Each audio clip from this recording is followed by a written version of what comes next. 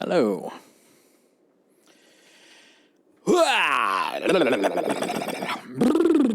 Hello. How art thou? Man, I am. It's been a week. It has been a week, and it's only been a couple of days. How's everybody doing? I'm doing okay. I suppose that's what matters. I've got a dog over here who is in dire need of this little thing. This is a doggy donut. Look at this thing. It's like a doggy biscuit, but it's like donutized, and the dog loves it. Indy goes nuts for it. And I actually got this for him like 2 weeks ago. They last forever. And I keep forgetting to give it to him because I got him specifically for stream days. So this time I remembered. And he is all about it. He's all for it. Let's pop this over here.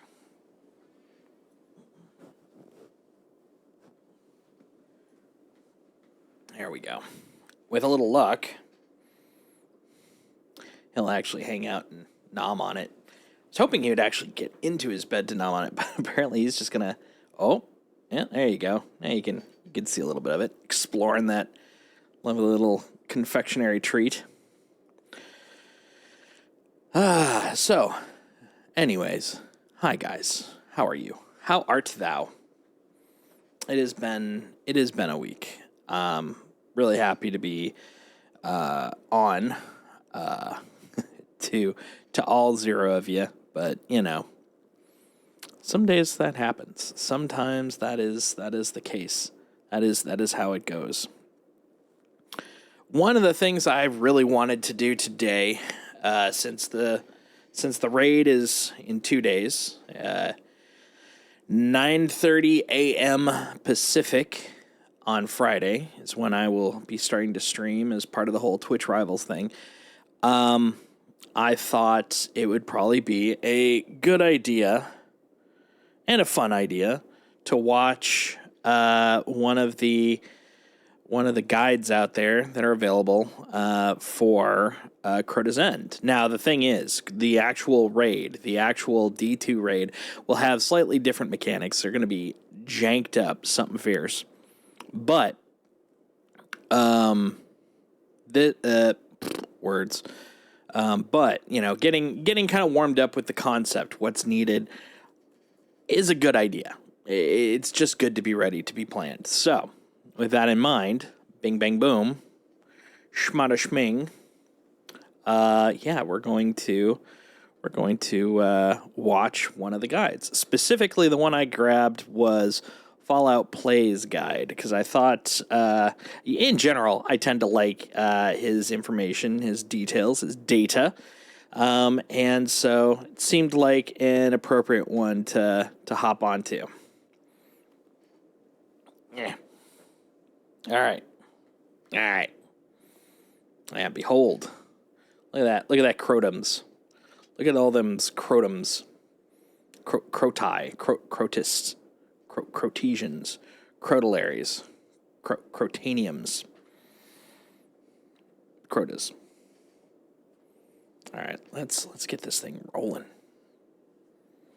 What up, you nerds? Fallout here, and on Saturday, September 1st, the revamped Crota's End raid returns to D2. Friday. And even Friday, though the raid September ain't 1st. out yet, I figured now might be a good time for a refresher course on how the raid worked back in the day. I still do plan on putting out a new, fully updated raid guide over the weekend after completing it. Ring the notification bell for that. And if you watch me stream the new Crota raid on day 1 on Twitch, you'll get a fancy new in-game D2 emblem. Same thing with me. Twitch Rivals. But for now, let's go over how exactly the raid worked back in D1 so we can be better prepared for Saturday. It's worth noting that we have no idea what additional changes may come in the new Crota.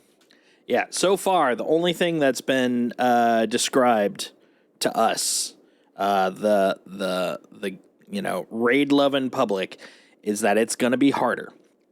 Like, that's really they apparently during Root of Nightmares, and I guess it's a fair assessment. I did day 1 Root of Nightmares, and I felt really proud of how well we did. And then everyone else was like, too easy. It was way too simple. I'm like, dude, I felt accomplished. So, but I'm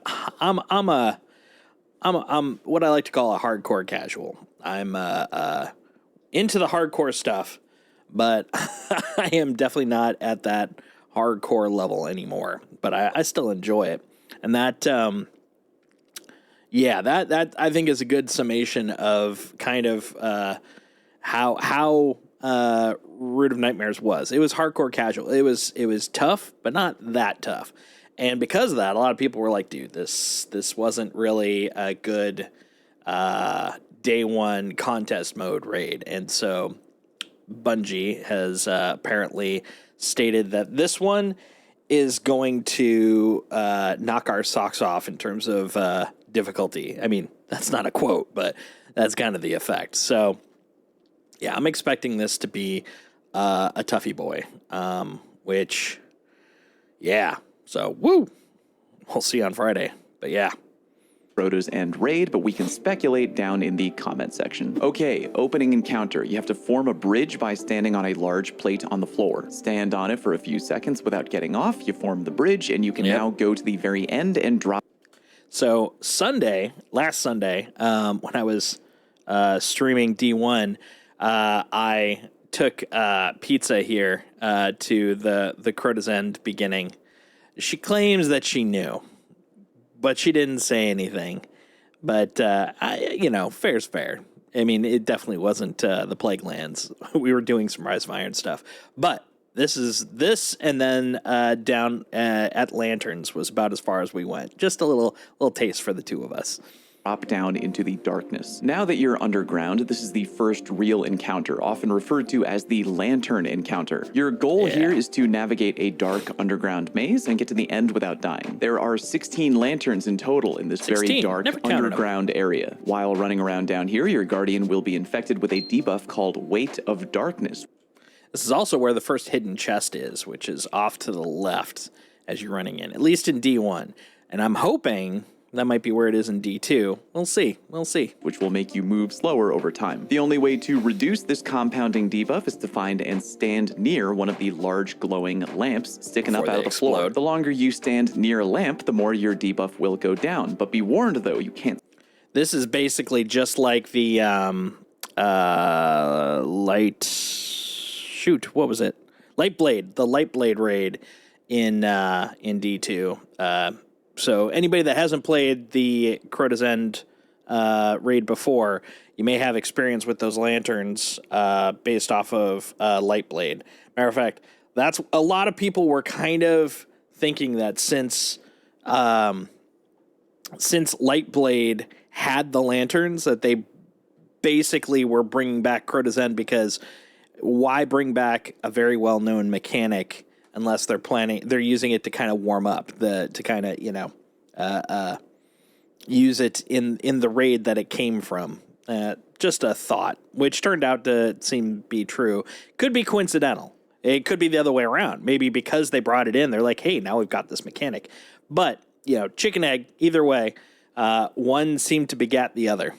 Stand near a lamp forever. Once any Guardian gets close to a lamp, it will reduce your debuff, but it will also begin to glow more until it explodes. If you're near a lamp when it explodes, you die. So the goal is to make sure that you're standing near the lamp as a group just long enough.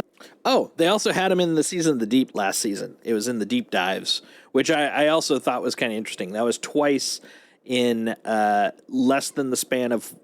No, greater than the span of 1 year, a little over 1 year. So, they definitely had at least brought that concept over, if not, trying to clean it up for, Crota's End, which here we are. Enough to get your debuff down, then book it to the next lamp to avoid the impending explosion. The entire time that you're doing this, Hive will be spawning and charging you repeatedly, so be prepared to do a mixture of fighting and running the whole way through. Here's a rough map of the original Lantern encounter. Ooh, okay. I've never looked at this. Oh, really? In my head, I always mentally envisioned it as almost flipped, where basically you're starting on the left side and you're going along the left until you get what I thought is there was also a dark right side, but you're going up the left to the far end, then taking U-turn, and that's when you're going uphill, because this thing's actually kind of going up on a cliffside. I believe that's what the gray line is kind of denoting, is like this is you on the incline going up. I genuinely thought that you were going kind of like a U-turn, like you went up and then over and then down, and that was it. Although I guess it'd be the way like that. That's what I thought. But apparently not. You're doing a little zigzag. You get so lost in the thing, you lose track of it. One other thing worth noting: see all those gray circles? Those freaking holes. When I first was running this in D1, I had no idea, and it's so easy to just plop into one of those holes, and that's instant death. That's you fall into a death clip. So yeah, that's also interesting. Counter, courtesy of Gamer Guides. As you can see, there are a few chests along the way. Unsure if those will still be around or in different locations in the D2 revamp. Wait, there were that many chests? I thought there was only one. Huh. Okay, well that's good to know. I had no idea. I doubt that'll be there. There's no way they're gonna put that many chests in the frickin' raid. No way. You've reached the end of the lantern encounter. You'll find a very large plate in the ground. Yep. And then over there, that's important, because that's where we used to hang out like cowards. Like the people that actually were durable, or we would swap, would stand on the plate, and then the rest of us would stand up on top of one of the blocks, because most everything couldn't hit you up there, so it gave you a safe spot. But someone had to be on the plate, because if the plate wasn't stepped on, then you wouldn't progress the bridge that they're about to go through. On it to slowly build a much larger bridge. In D1, it took about a minute or so to summon the bridge. Hive will attack you repeatedly in this area, so probably a good idea for your local Radiant Warlock to drop their well around this time, as well as having your best ad clear loadout ready. When the bridge is fully constructed, cross it as a team and move forward to the next encounter. So here's the thing that's interesting, though. So the original Crota's End, like, very first time I did it was about 45 minutes to an hour.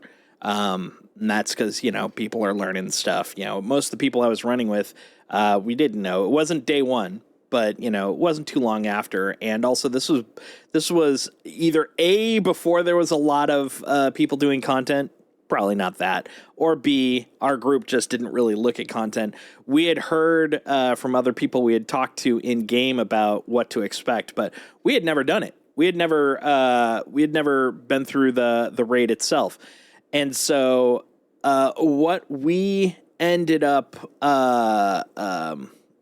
with was about a 45-hour long run. I can't remember. I could actually look it up. We might do that after this, just out of curiosity, because I haven't done it a lot. I think I've only done it once or twice back in the day. But the raid at this point could. If you know your stuff, if you're warmed up, if you've been playing for a while, you can do this in about 15 minutes to 30 minutes, like without much difficulty. And that obviously will not do for World's First. And moreover, like most raids now, you're getting done, like once you know it really well, between 45 minutes to an hour. So there's got to be something that they're stretching out. And also with the power creep, like if we brought D2 people into this, we would laugh, because you saw like the ad density is pretty light in D1 compared to D2, and even then we would just clobber them. And this isn't, of course, taking contest mode into effect or into consideration, but they have to add. They're going to add some sort of newer, more complex aspect to this encounter, other than plate. We're going to stand on plate, don't die on plate. Yada yada. And so, like, one of the things I've been, and this one I have not put a lot of thought into, but one of the things I've been trying to think about is what complexity could they add to these encounters? So for example, lanterns, like, stand on plate, been there, done that. Will it be, multiple plates? Will it require, killing those wizards? So you saw the wizards, kill the wizards, and take that buff to the plate. Like, you'll have to continually do that, or it'll die out. Like, what are they going to add as a layer to the D2 version of this. I'm highly curious. This one I don't have a lot of thought on just yet, but we're gonna get there. We're gonna get there. I bet money that if any part of the lantern encounter changes, it'll probably be that final part with the big plate, but I guess time will tell. All right, Yeah. Next up we have what is That's my commonly thought known too. as the bridge encounter. Yeah, I know, a lot of bridges in the Crota raid. Your goal here is to get the entire team across the bridge, which can only be done in a very unique way. Like the lantern encounter, there will be no boss fight here, but there will be a wipe mechanic to avoid. There are two halves of the map, and they're nearly identical, the side that you spawn on and the far side of the bridge. Both sides of the map have a large floor plate in the very middle, and then two side plates, one on either side of the middle plate a few meters away. Each one of the side plates is home to a large annihilator totem. Oh, I forgot about the Annihilator totems. So those, those are basically wipes. Now, we've seen Annihilator totems a couple of times. We've seen them in King's Fall, which ironically, though it came first to D2, it was actually a later raid in D1. It came in the Taken King, the Taken King, which is the raid that came out after this guy. So a little flippy floppy. But of course, also from D2, the first time we saw that, at least that I can think of, was Pit of Heresy. And it's the same concept where anytime you see an Annihilation totem, you have to stand on that plate and you can't leave it until the criteria are fulfilled. If you do, you're basically going to have this this wipeout mechanic unless you get your ass back on there.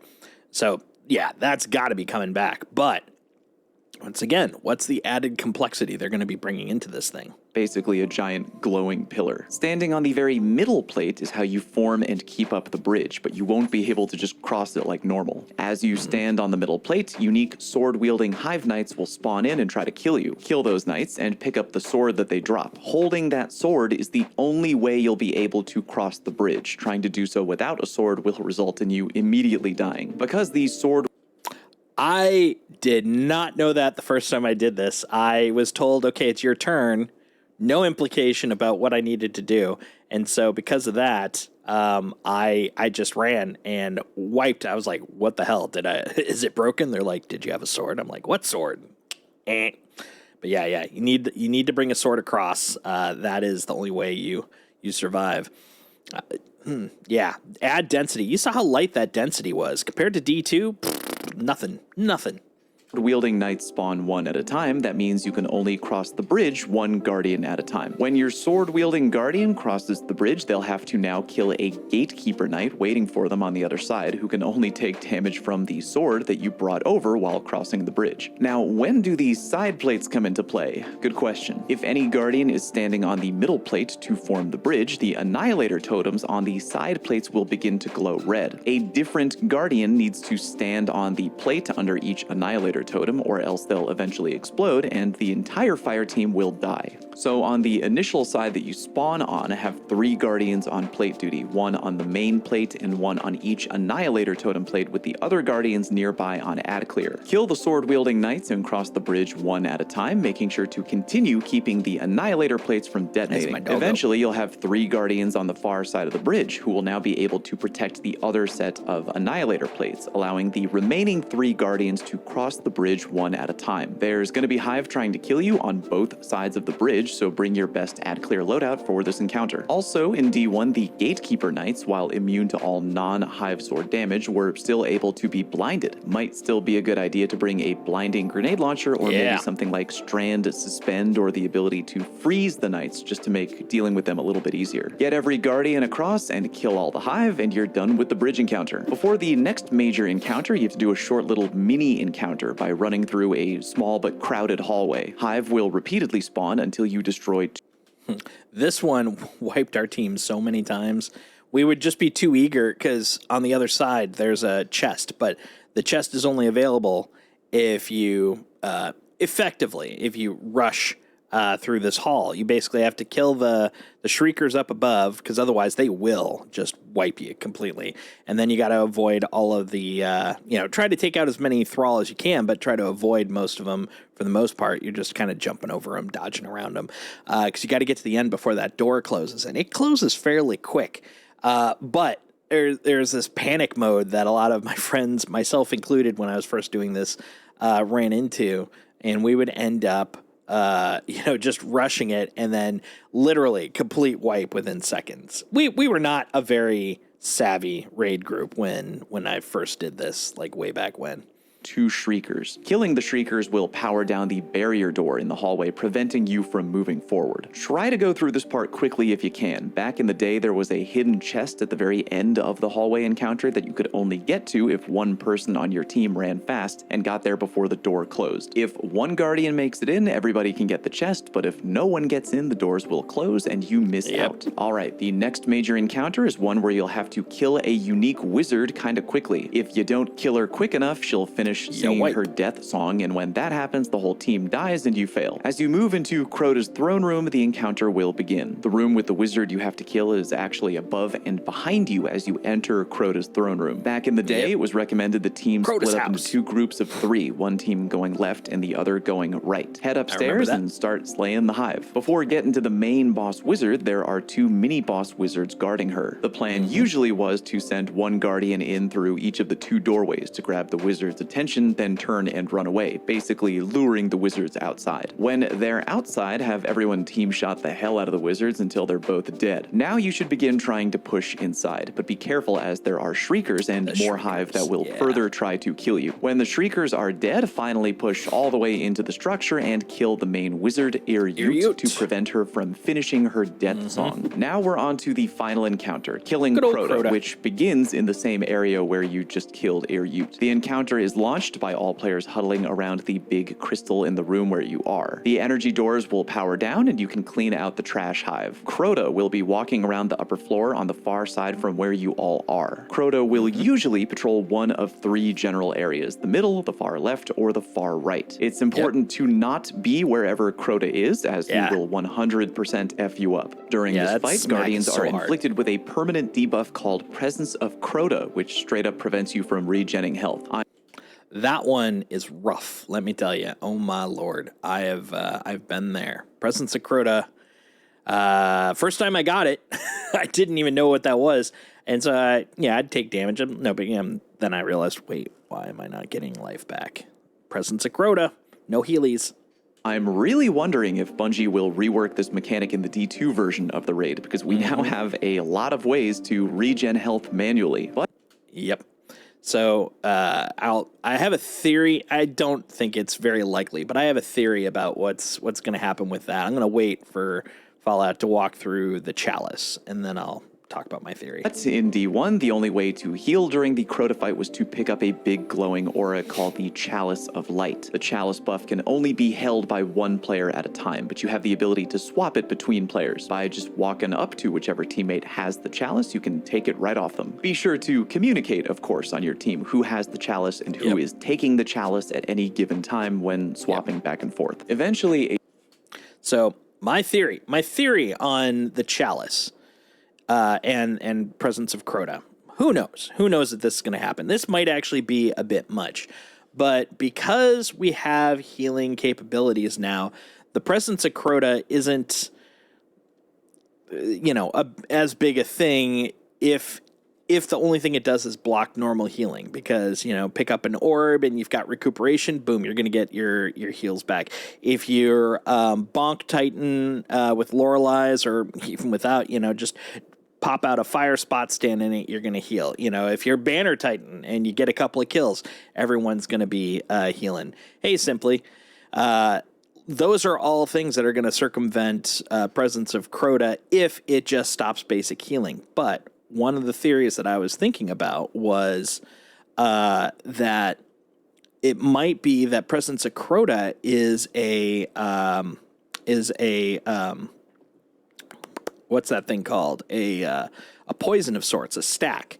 And if that's the case, Presence of Crota may not necessarily be a de-healer now, in as much as it could be a stack builder, kind of like Darkness, where if you get to times 10, you're dead. And so passing the Chalice is going to be how you clear Presence.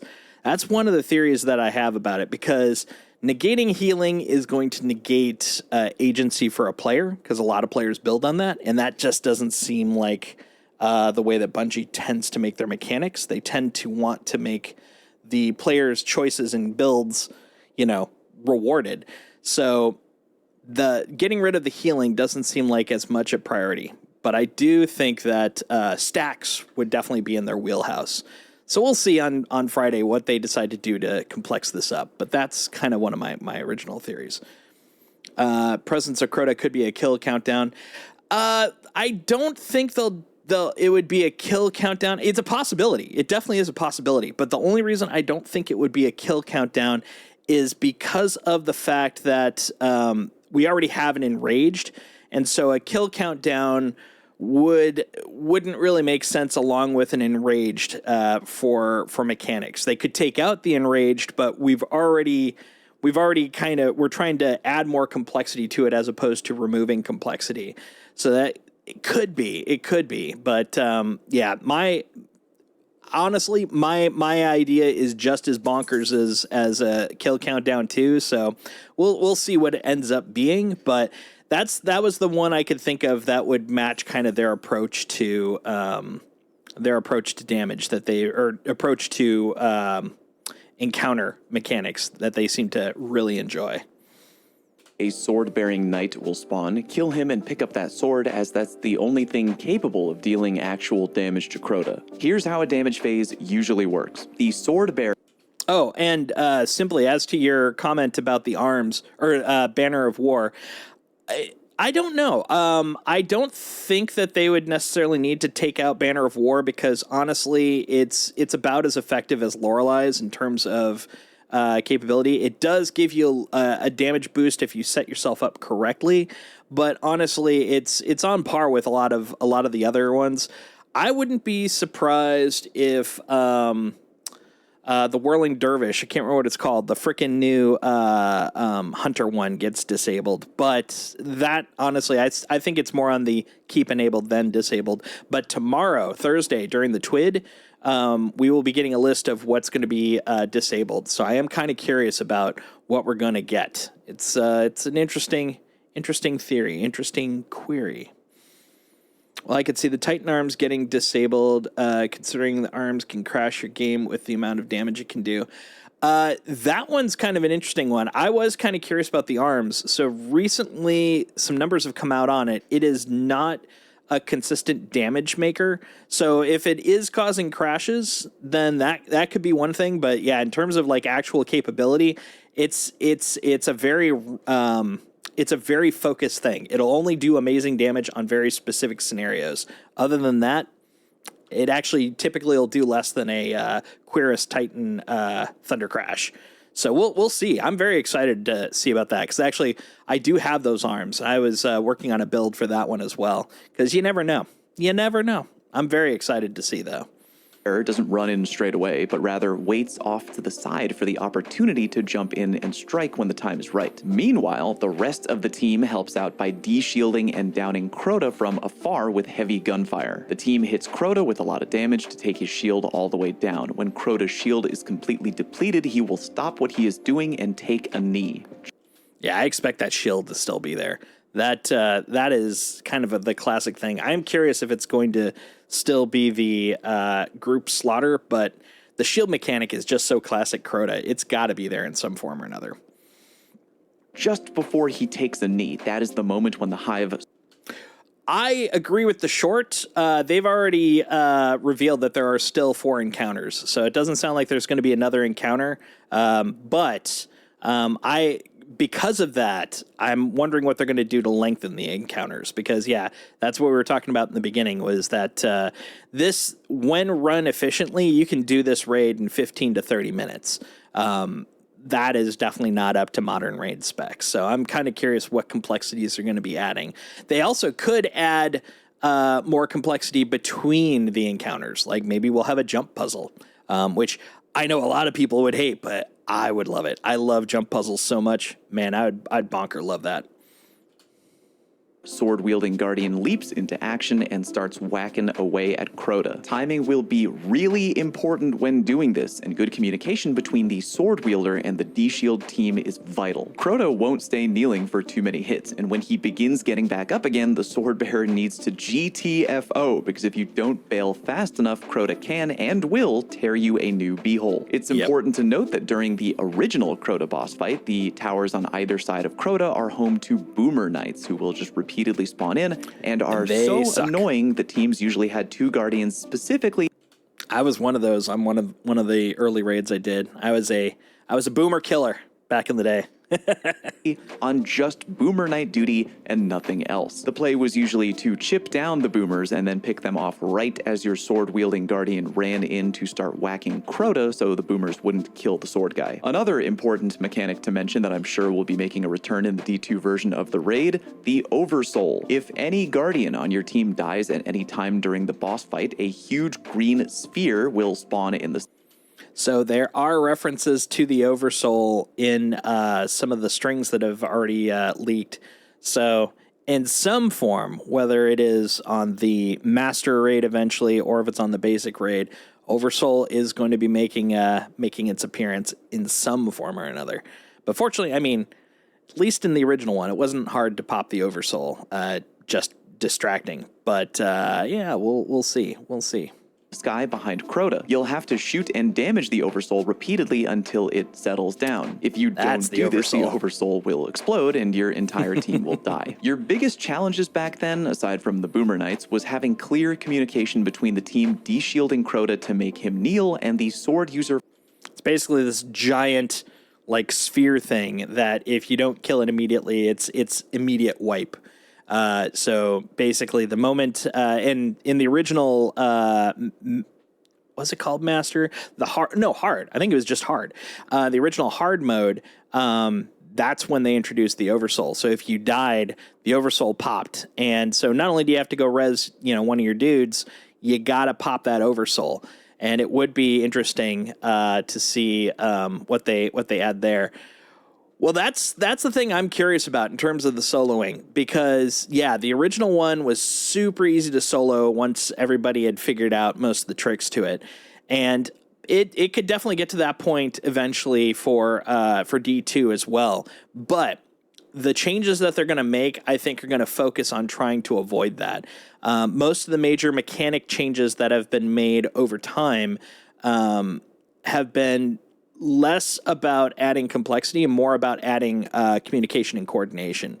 So, for example, the dual plates on the bridge, that was overcome eventually. But because of the fact you could just zoop, zoop, zoop right across. They're either going to make it longer, but the thing is, now we've got like Thunder Crash, we've got Daybreak. There's lots of ways to get across that are even easier now in D2 than D1. So traversal is not the issue.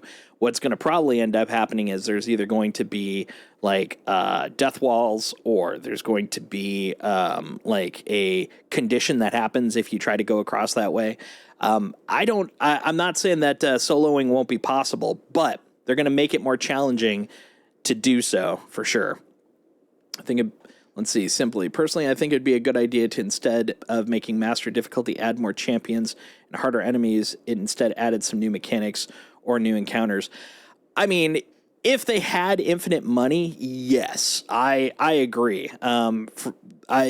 It's always fun to have new content, but in terms of cost and maintenance, I find that one to be very unlikely, primarily because of the fact that adding new encounters are really expensive to make. That's it. Like even at the lightest level, that's more map, which is always harder to do, because Masters always just felt lazy and dreadful. It's a challenge. It's not necessarily built to be like a completely different experience. It's just a more experience. If you're looking for something that's like more content, like that's what we got to wait for. That's the catch there. I will always kind of back people working on this shit over the people consuming it, because I've been on that side, and adding content is significantly more costly. Not more difficult, just more costly in terms of like man hours, in terms of time. Oh yeah, absolutely. Just your thoughts. I totally get that. And you're not alone. Like I've heard that repeatedly, but the thing that's kind of not thought about from this perspective, and this is the reason that I'm kind of very I try to defend on their side for this, which they don't need. They're doing their own thing. They can defend themselves, but it's the fact that anytime we add extra complexity like that, that's where you're going to get more of these bugs, where you're going to get more of these problems. And it also takes longer to do. So instead of having a raid every 6 months, adding an extra layer of complexity like that means you're only going to get one raid a year, which of course people would definitely be unhappy about. And then on top of it, it's going to be a buggier raid because now they have to add new test scenarios that happen only in one scenario but not another. Like you try to simplify a lot of that stuff in the programming world to make it easier. How much do you think it costs to add a mechanic or two? A mechanic or two, easily in the six figures. Seriously. Because if you're talking about a developer, let's say it's a mid-level developer, that's about $150K per developer per year, and that's not even counting perks. Honestly, you're looking at, with perks, probably around a $200K developer. If you have a team of about 8 people working on this, because you got the artists, you got the designers, you got the developers, you're easily looking at between 6 to 8 people working on this. So if you multiply that together, let's say that they're 200K. Let's even be more conservative. Let's say 150K. 150K times, let's say 6 people even. That's 750K. Divide that by 12. That's about 10, between 10 and 15. And it's going to take about 2 months, because it takes 6 months to do 4 encounters. So let's say we add 1 extra encounter. So that's going to be another month and a half. So you're looking at probably in the 40 to 50K just for that. Yeah. Oh yeah, being a dev is great. I have not regretted it financially my entire life. Being a dev is a very, very helpful thing to be. But yeah, it's because of that, it's like it's not cheap, and that's just paying the people. Then there's of course the computer costs, like running the company, having that many people working on it. There's an overhead on that as well. This is just people cost. So it's not cheap, and it takes time, and that's the thing that gets you. I haven't even brought test into that, which, trust me, any tester that will be pissed about the fact that you're going through this stuff without ever talking about test. Test is also a separate thing, and they will beat the crap out of it. And then on top of it, after all that extra money put in, all that extra existence, once it comes out, the moment that there's a bug that wasn't found, because literally you're testing it with hundreds of man hours, and then literally day one you're going to have like tens of thousands of man hours touching it, which means that you're going to get a huge scale difference in terms of all the different ways it gets played with. They're going to be like, you obviously didn't put any work into this. It's garbage. It's like all that extra work for nothing.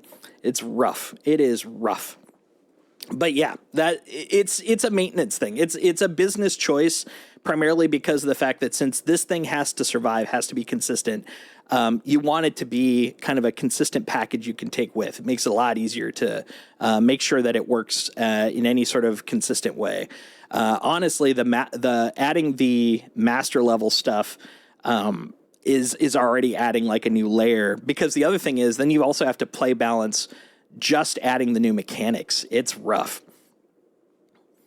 Yep. I've heard that one before. Yep. Playtester walks into a bar and orders a beer, 2 beers, 999 beers, minus 1 beers, a lizard, and leaves when a real customer comes in and asks where the bathroom is and the bar goes up in flames. Yep. That's basically exactly it. Not to mention 1 bear, because it's like, well, a bear's like a beer, right? It's only 1 letter off. It's got to be close, right? Yeah, it's rough life doing all the codes, especially in the game world, because you put your heart and soul into it, and then everyone, can get a little snippy about it if it doesn't work on the first day. It's rough. It's rough times. Rough times. Oh, wrong button. There we go.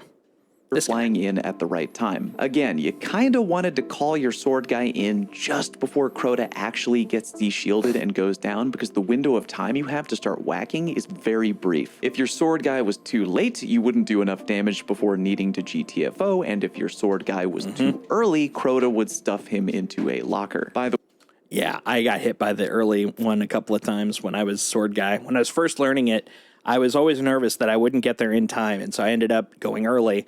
And those early hits, they smack you hard, man. They hurt. They hurt so bad.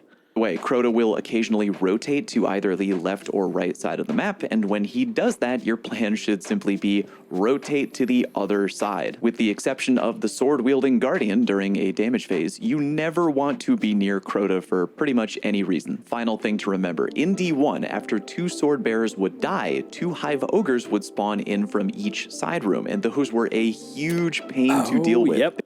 I'm glad I'm rewatching this. I completely forgot about those ogres. Yeah, they are a pain in the ass. Lazy LFG members are going to have a field day with this one. They always do. Yeah, lazy LFGs, man, they're going to be a complete nightmare.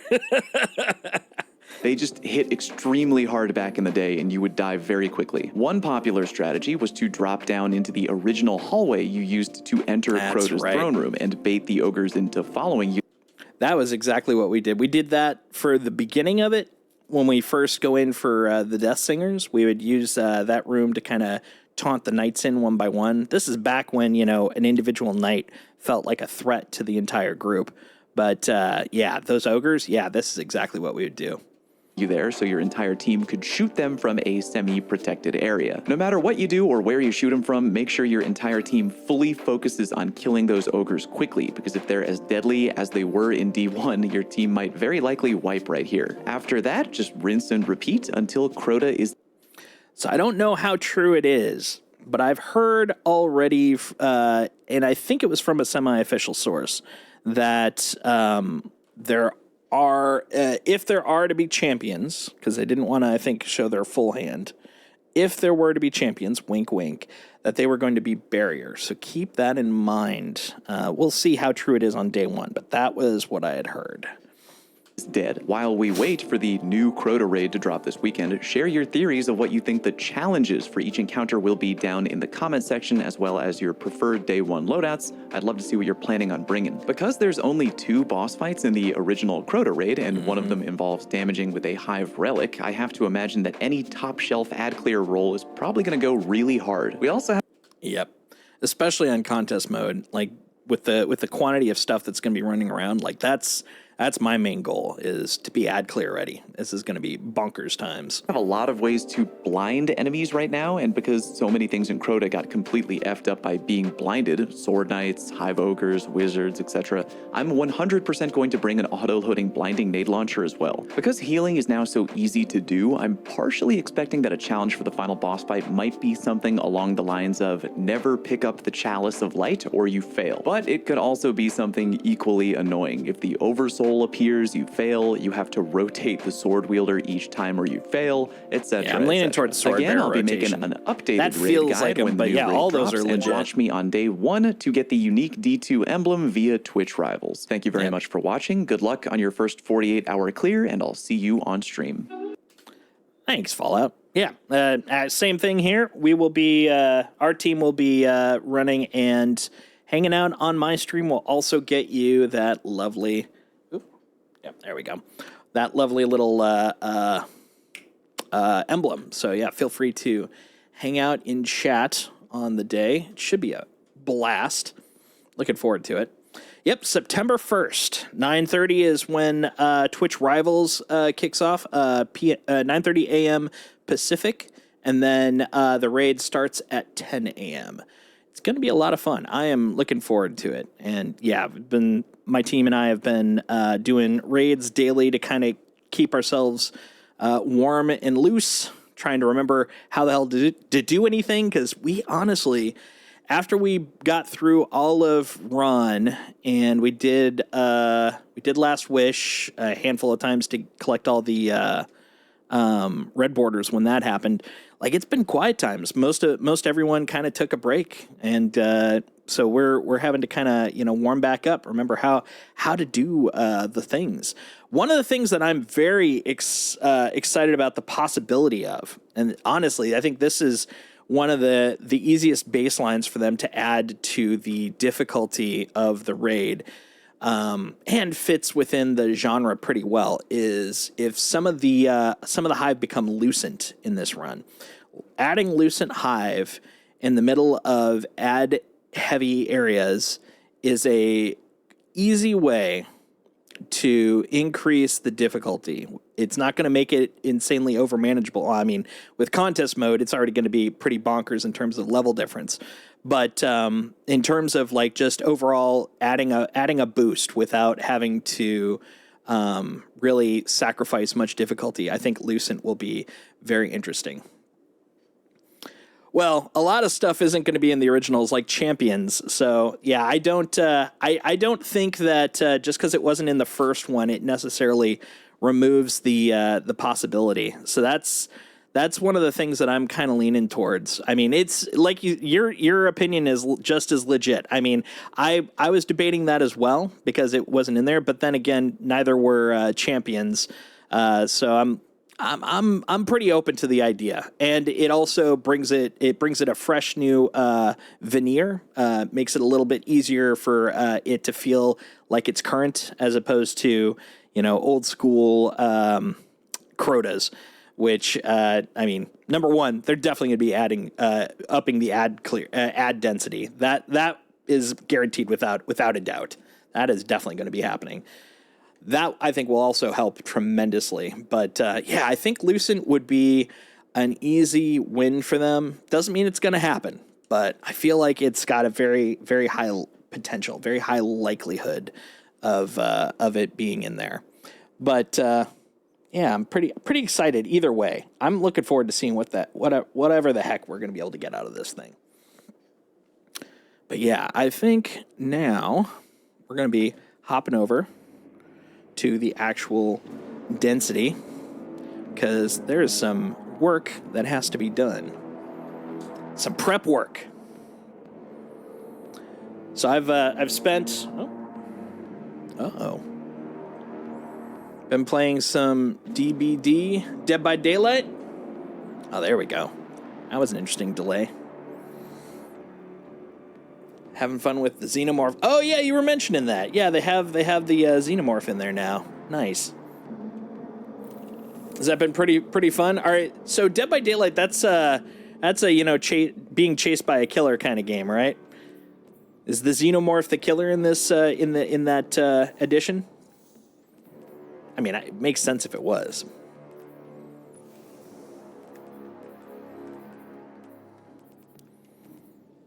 I still haven't gotten around to finishing all these, but I haven't really done a lot of Vanguard lately.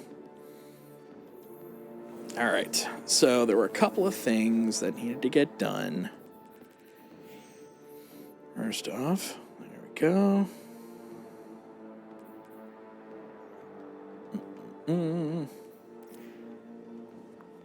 Oh, I gotta also let them know.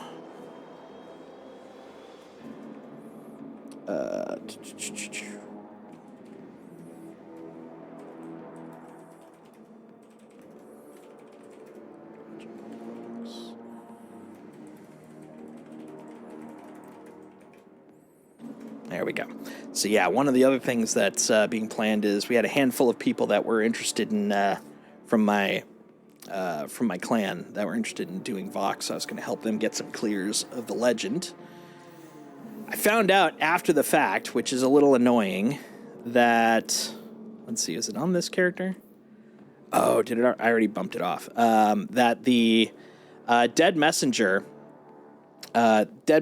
apparently requires 3 legend clears as well as instead of just the 3 regular clears. Let me see if I can bring that over.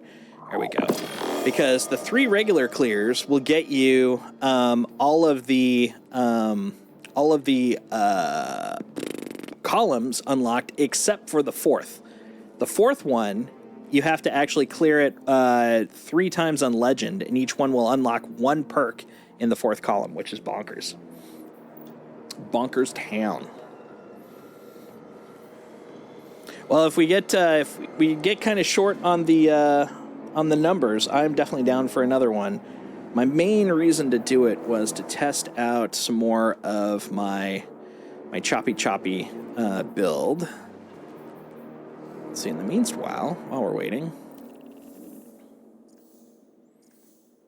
let's see, where is that guy?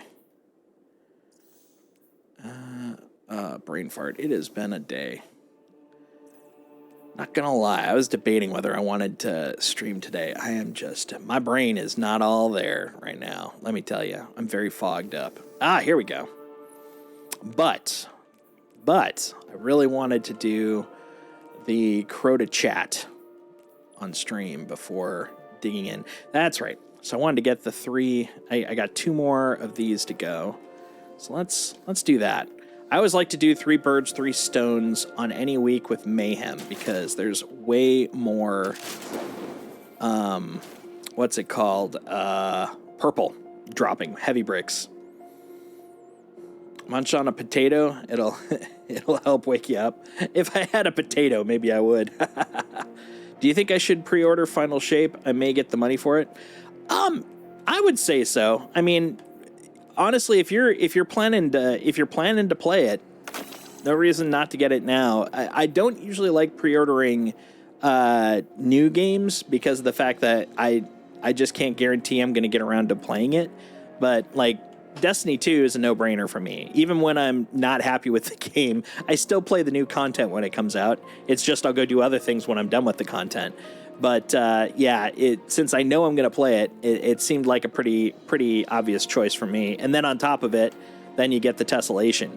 But I mean, if you're not feeling it lately, like I would probably say go get something else and enjoy it, because I mean you got 6 months until it comes out.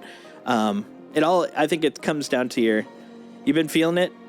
Yeah, it's honestly this season I've really been enjoying the loops so far. Now the thing is, this is week 2.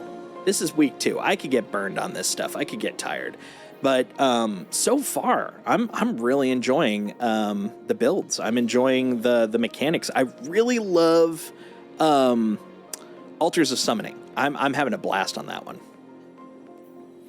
Mayhem. I just need 2 more. 2 more and then I'm good.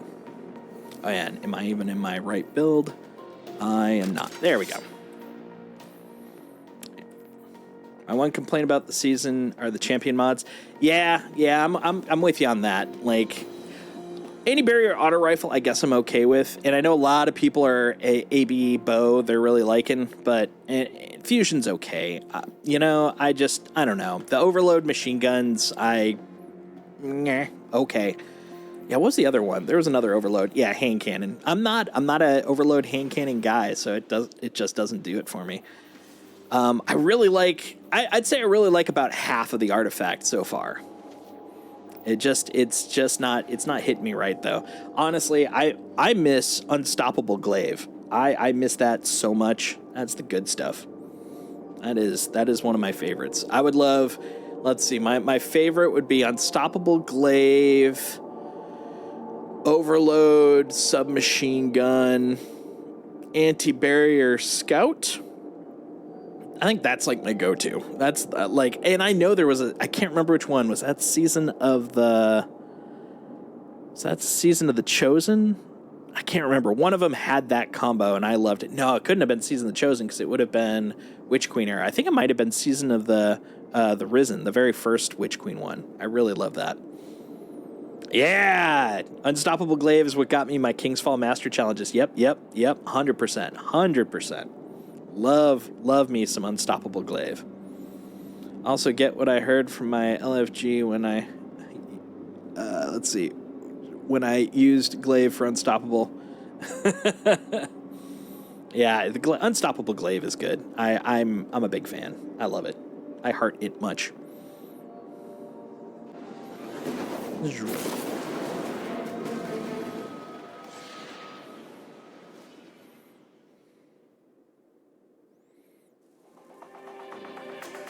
Wormhaven.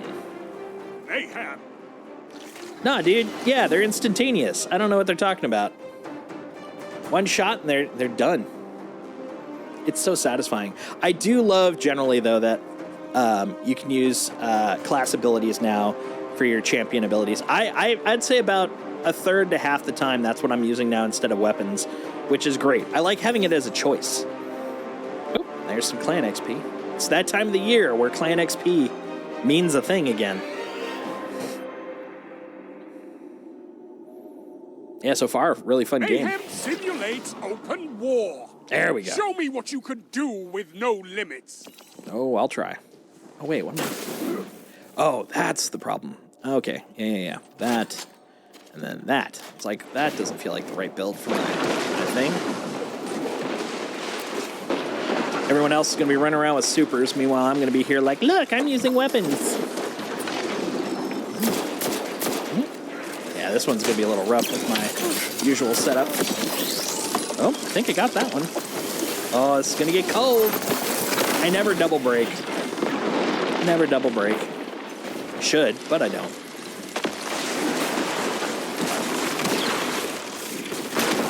Yeah.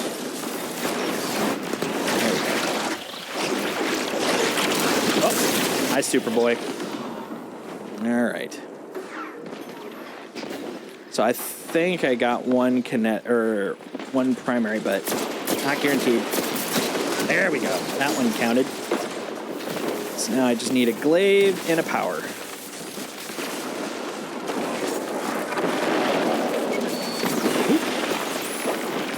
Yeah, that was toasty for you, buddy. Ah, over here, huh? All right.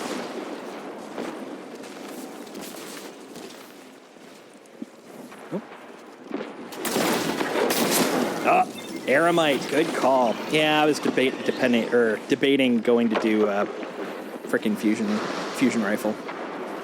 Funniest thing is when I did totems on Master, I had no glaive on me, so I was forced to use Excalibur. Oh man, yeah. When I was doing that one, I had Lubre's Ruin. That was great because all the knights had solar too, which was really handy. Oh, no, that guy's dead. All right, stop using that one. 5 minutes remaining. Yep. Yeah, you got me.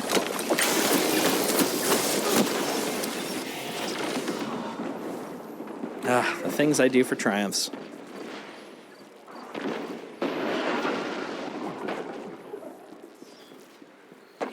And we had a whole system for using Lubres. It was really handy. But yeah, Vex I could see doing real good work on that. Whew. That was so green, it took me a split second to see he ran my way. Come on, man. This part kills me. Just one. You know what? Screw it. We are going to... Do. Not there. Nah. There's also an inherent laziness in my setup. I don't want to change my current system. Woo, goodness. Come on, man. Big Mama Wolfram. Problem with Master Totems is everyone's in a rush and ignore the champions. Only the brand holders kill the champs team effort. Yeah, that's fair.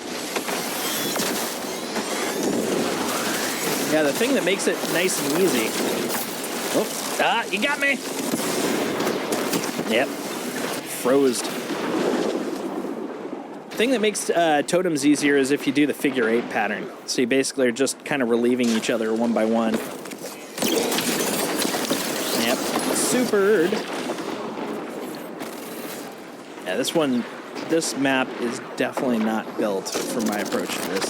What I love doing to get the 3 birds, 3 stones is usually on the open maps. Oh, War Priest. DPS check. 3 minutes left. DPS check of life. There we go. Okay, now I can go get my power weapon. Oof, getting close though. only be able to get it in their 50 kills.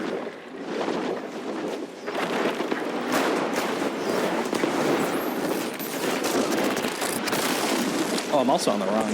Yeah.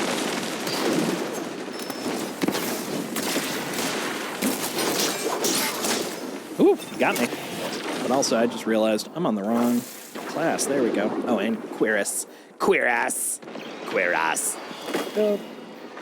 There we go. Yeah, I don't think I'm going to be able to get the power brick in time. Oof. Doesn't help when you got a super guy running by. I swear the challenge does not feel like 5 seconds. I'm trying to remember, which one's the War Priest one? What's the challenge for that guy? Enemy is pushing for victory. Defeat They got it. comes for us all.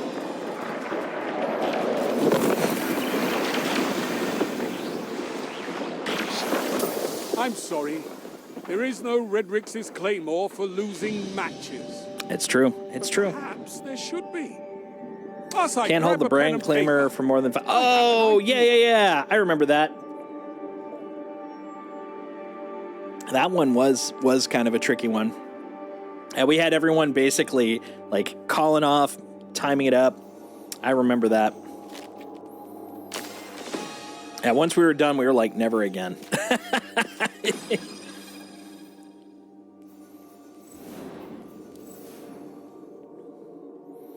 Yep, 5 seconds. Well, the thing about second ticks is since you're also dealing with the network coordination, it's going to be 5 plus or minus, and that plus or minus is what'll kill you, man. Everyone on my team just groaned in pain when the knight was on the left. Yeah, that one can be kind of a pain in the butt. What we would do is based off of which plate was starter, that would determine how we tried to pull the brand claimer over, because we would try to move the actual attack point closer to the last claimer to make it a little easier. But yeah, never want to do that one again. Yeah, once we had it, we're like, we're good, we're fine. Oh, since I'm between, let's see. Let me move this over here. Oh, no, actually, I need that for my build later on. Which one? This guy. We'll move that guy over. And we'll bring over... Where are you, buddy? I know I've got one. There we go. Yeah, bring over an Aramite. Let's play with that guy. Ugh, what a gross one. But that'll work. What we did was whenever the knight spawned on the left, we just did damage on... Exactly. Yep. That's exactly what we did. Yeah, we basically were like, okay, if the last knight will be on the left side, we do our fight from the left. If the last one's going to be on the right side, we'll do it on the right. It took a little bajingering, but by that point, we also were doing surplus damage to the War Priest. We could usually two-round it, and so we would just kind of buffer it. It's like we could do 3. That's fine, as long as we know that for a fact we're gonna get it. That's fine. After we're so drained, yeah, dude, that one I get it. That one does suck the life out of you.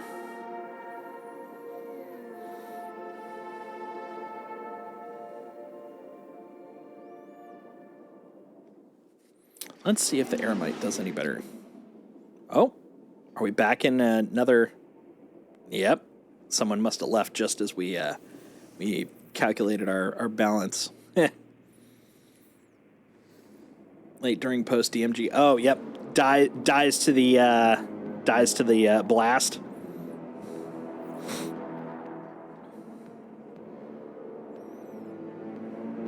You always end up with that guy. Oh, right. I should run. I should go hide. I've been there.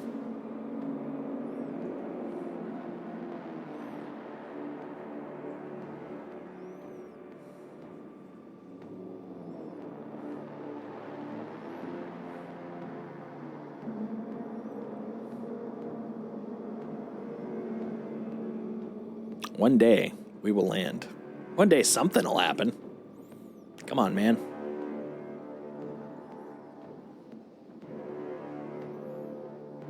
I really like my new Erector set ship. Well, I mean, it's not new to the game, but it's new to me. very happy with it. It's a nice ship. It's a lovely ship.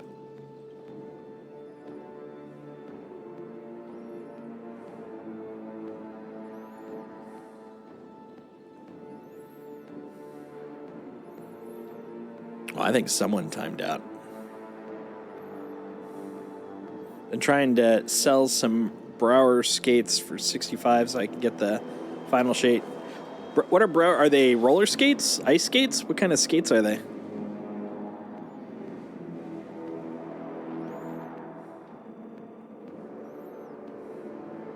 Hockey skates. All right. Nice.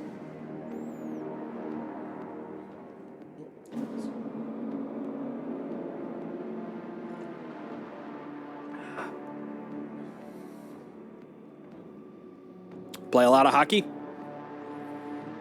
I guess if you're trying to sell them, used to play them? Ah, you don't skate. That's fair. Well, hopefully you'll get them sold and make a little cash.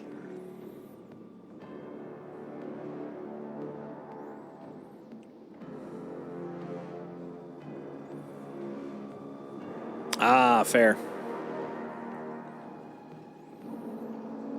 Ah, dude, the hang is real. All right, well, let's see what else. What else is going on here? So in terms of seasonal, one minor arcana short, which that shouldn't take too long. Still got the last thing here, which is probably part of the Embaru engine stuff. Probably. Don't know for sure. Got more weeks. I don't know. That's a good question. I honestly, let's see. So last season's exotic, what was the seasonal exotic there? That was the Scout. The season before that, what was the one? Oh, Vex Caliber. Oh, there you go. Unable to find a match for your fire team. Well, you know, that's just telling me that maybe we'll take a break from doing the Crucibles. That's what I'm hearing. So let's go to the SmackDown version here. Yeah, that guy. Let's go do. Oh yeah, let's go get. It's double gambit this week, so I might as well get some progress on my hooby doobies. Sword, yeah. Let's see. So let's see. We had a glaive, we had a scout. Before that, we had a pulse. It seems like we've been doing a lot of primary and energy type things recently. So yeah, sword, or well, at the very least a power weapon. I'm trying to think when the last time we saw a machine gun. Sword would be interesting. I'm trying to think of Lament. Was that the last sword? Nah. Maybe. Yeah. No, I think that was. We've needed another sword besides Lament. Yeah, I'm trying to think because we don't have a Strand exotic sword.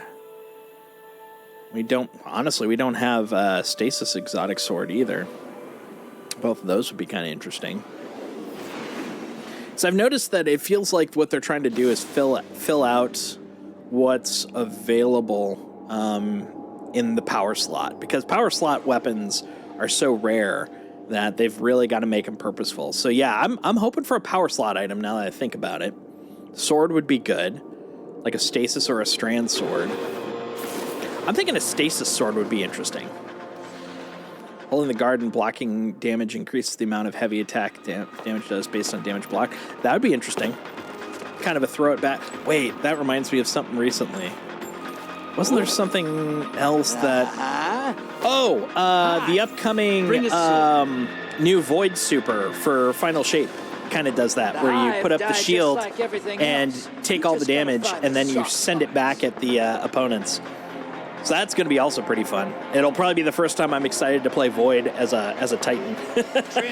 I'm not usually a Void Titan guy for that exact reason. Get those motes to the bank. Oh, yeah, I also want to swap over to that. Wasn't that an axe throw? Oh, no, you're right. There's the axe throw. What was it? There's a Void Titan thing. Oh, yeah. So the axe throw is the end result. So what you do is you put out the little shieldy thing, and then you throw it, and that burst then turns into an axe that everybody else can, including you, could pick up. That's the part 2 of it, which is also awesome. Makes it little supporty. I support supporty.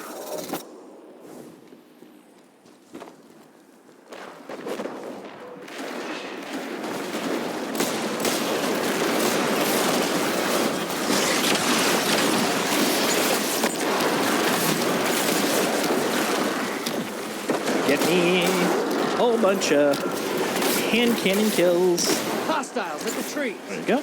I'll let you guys get those. Oh, I also need this though. For business reasons. Business reasons.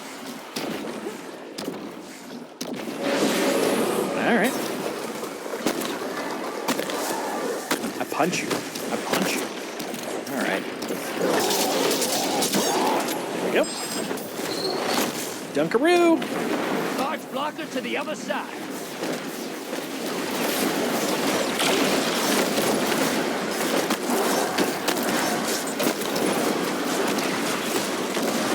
Incoming wave at the ruins.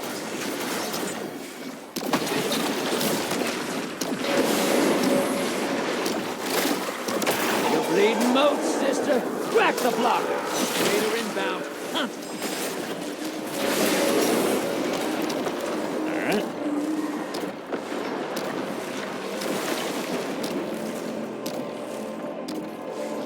Spot a high-value target. Give him hell. I want that.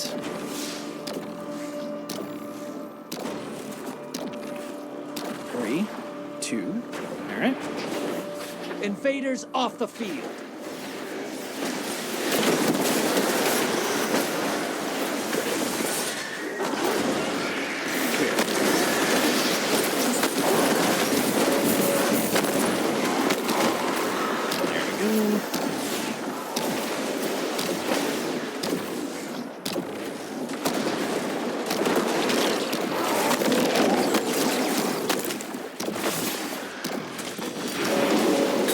Really? High-value target neutralized.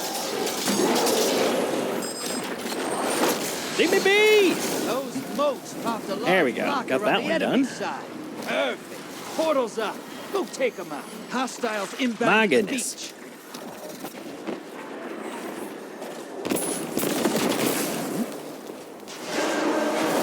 NATO There. inbound.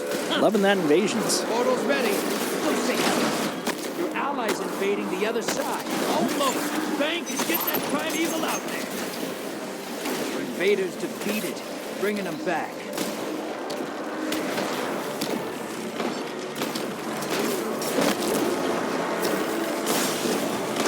Oh, I got me.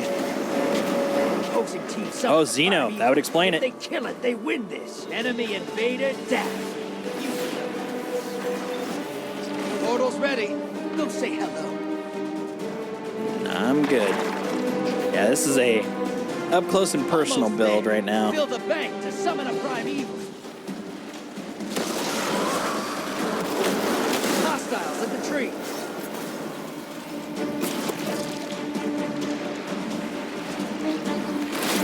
There we go.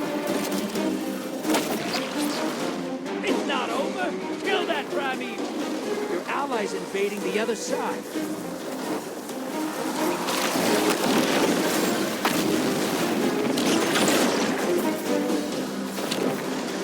Your friends down. They're coming back to your side.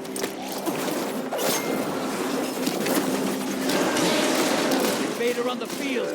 Careful. Primeval compromised. Focus your fire.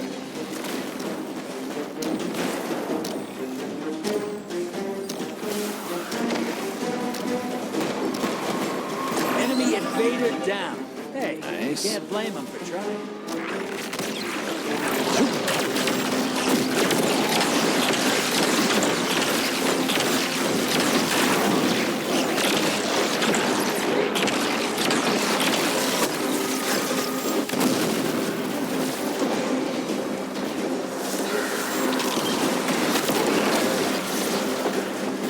Envoys in the hurt. Now kill the big guy. Yep. Opposing team's about to win.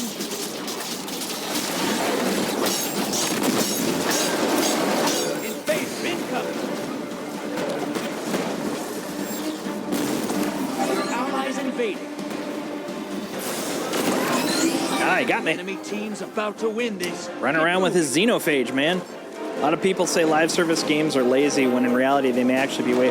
Oh, they absolutely are. They are the hardest games to put out. They are constantly changing, which means, number one, the cost of content. Number two, the cost of maintenance, because you're never going to have a flawless game because it changes on a weekly basis on most of these types of games. It's a freaking moving target. And that's something that I don't think a lot of people that complain tend to take into thought. But that's all right. I mean, they're paying for a product. It doesn't give the developers an excuse to make a shitty product, but it is a significantly harder product. Standalone games they're still a challenge. They're not free. You definitely have to work hard at them. But the nice thing is, once it's out, you just refine and then optimally make a DLC. But yeah, live service games are a moving target. There's a saying in development that you're building the plane while flying it, and that kind of is a perfect description for a live service game, because you're running a game and then constantly adding new features, removing features, and that's not even taking game balance into it. It's a bonkers thing to work on. But the thing is, when it works, like, it is absolutely amazing. I mean, there's a reason that as much as everyone complains about Destiny, it's still running. It's the best game in town, even if it's got its problems. I mean, hell, let's see. There's Anthem, which unfortunately died on the vine, which was a bummer because I was really kind of looking forward to seeing how that would go. Probably the most successful second place would be Warframe, and then maybe The Division. Oh yeah, no game is perfect. It's good to definitely kind of keep that point of view. Everything's gonna have flaws. Like, the thing is, as much as I'm kind of blowing smoke up the butt of the concept, the one thing that isn't excusable is massive outages, like the service outages that they had. Like, my guess is, from personal experience, they realized there are some massive flaws that may have been introduced with some code changes that then require changing, like, how they deal with rollouts. And that'll happen. Like, anytime you're doing cleanup, which they said they were doing, like, quality improvements to the engine to make it easier to maintain.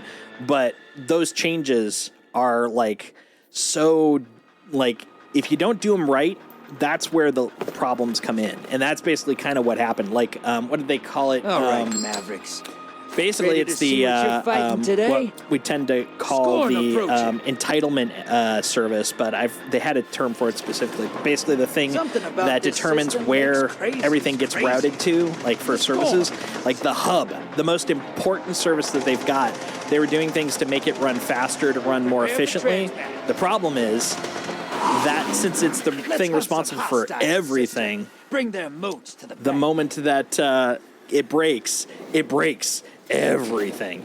And yeah, it's rough. So another game I play a decent amount and done a decent amount on the stream is Star Citizen, and it has the same problem where it's often maligned even by its fans because it's still an alpha, but it's also because of the fact that it's doing some amazingly complex, like, innovations behind the scenes. But the thing is, it doesn't excuse the fact that, it's buggy at points, considering how long it's been worked on.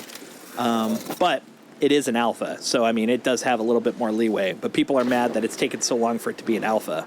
It's the balance of, well, it sucks because it is been in alpha for so long, but that's the reason that we're able to get these new things. Like a fully persistent world where everyone's playing literally in the same world. Like imagine that in Destiny. Having it so that the map literally was big enough that you could have everybody globally that's playing Destiny be on the same place. Like that's freaking awesome.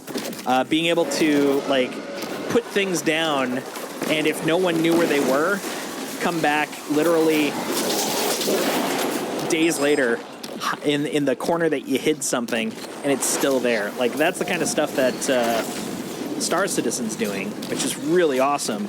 But because it's so novel and the scale is so big, it's breaking a lot. Yeah, people always have complaints.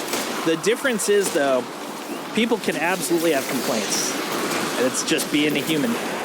It's when it becomes toxic, where it's harmful to the people creating it, that's when you kind of gone too far. And that's the thing where I kind of draw the line. We have a lot of people with death threats over this stuff. It's like, no, that's not an option. High value target is down and Yoink! out. Yeah. Got Hey, you. You didn't start that fight. You finished.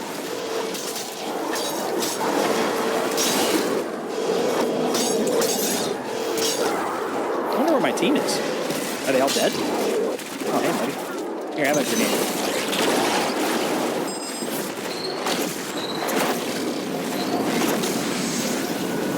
A large blocker to the I other did. side. I did send a large blocker. The Vanguard. Portal is prime. Lock.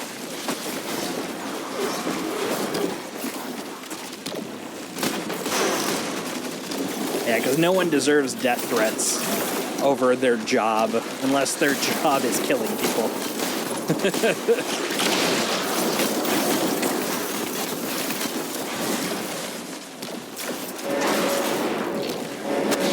Called up a primeval. They kill it. They win it. Hostiles incoming at the burrow. Let's see. Yoink. Whee!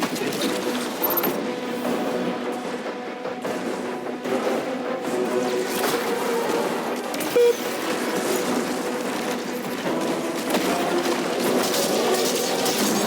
There we go. Bonk. Yeah, there's a difference between complaining like I can't do anything because of and these devs are brain dead. This game is so bad. Their studio goes to place. Yeah, or because of you, my game sucks. I'm gonna find you and you're gonna be found on a tree. Stuff like that. Like that's just what the hell, dude.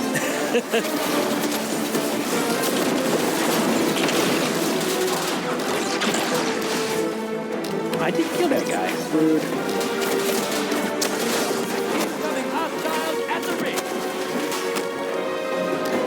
Comprehension, repugilation.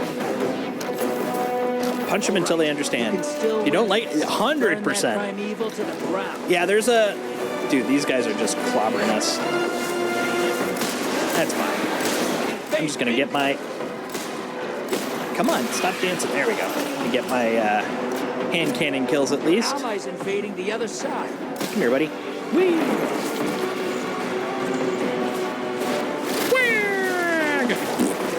I got someone.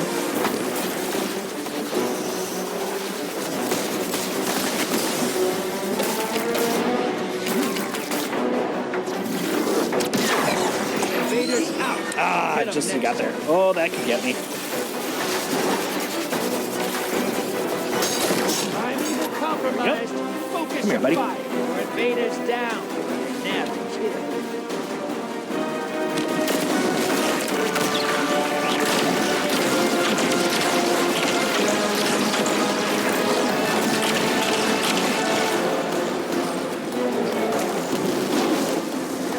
Yeet!